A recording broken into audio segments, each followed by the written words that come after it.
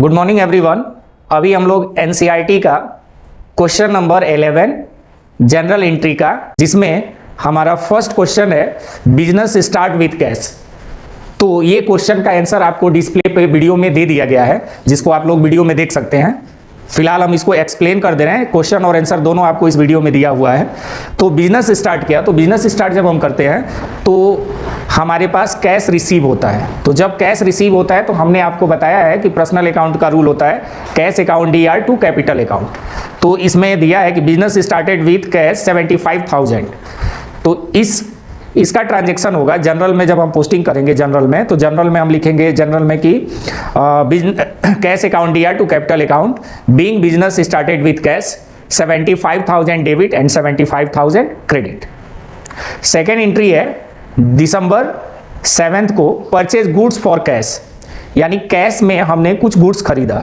इसका general entry होगा हमारा, जनरल में होगा purchases account DR to cash account being goods bought या बीइंग गुड्स परचेज। हम इसका नरेशन लिख सकते हैं। 10,000 से परचेज अकाउंट को डेबिट करेंगे और कैश अकाउंट को 10,000 से क्रेडिट करेंगे। अब नेक्स्ट है 9th of December goods sold to Swati. हमने स्वाति को गुड्स सोल्ड किया है, तो स्वाति इज रिसीवर। तो Swati debit to sales account being goods sold on credit. 5,000 से स्वाति को डेबिट करेंगे और 5,000 से सेल्स को क्रेडिट करेंगे। नेक्स्ट है 12 दिसंबर परचेज फर्नीचर 3,000।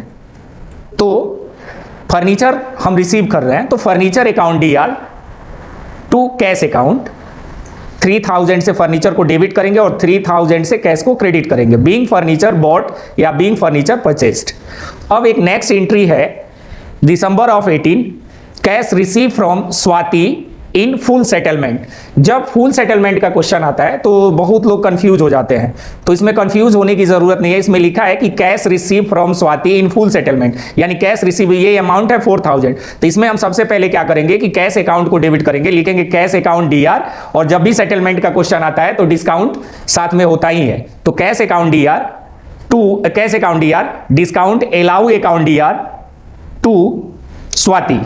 तो कैश को हम लिखेंगे cash account DR 3,000 discount allowed account DR 1,000 to Swati 4,000 being या cash receive from Swati and discount allowed. Narration हो जाएगा। नेक्स्ट है पेड रेंट। रेंट पेड किया या कोई भी एक्सपेंसेस जब हम पेड करते हैं तो नॉमिनल अकाउंट का रूल अप्लाई होता है, all expenses and losses are debit. तो यहां जितने भी एक्सपेंस है, जैसे फॉर एग्जांपल यहां रेंट आ गया, रेंट पेड है, तो rent account DR to cash account being rent paid 1,000।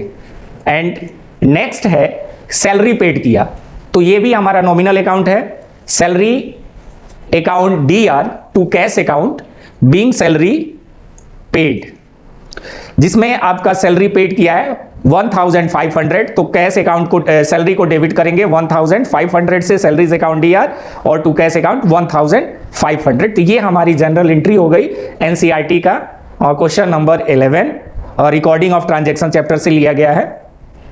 इसमें आपको अगर कोई कंफ्यूजन है तो आप पूछ सकते हैं, क्वेश्चन पूछ सकते हैं।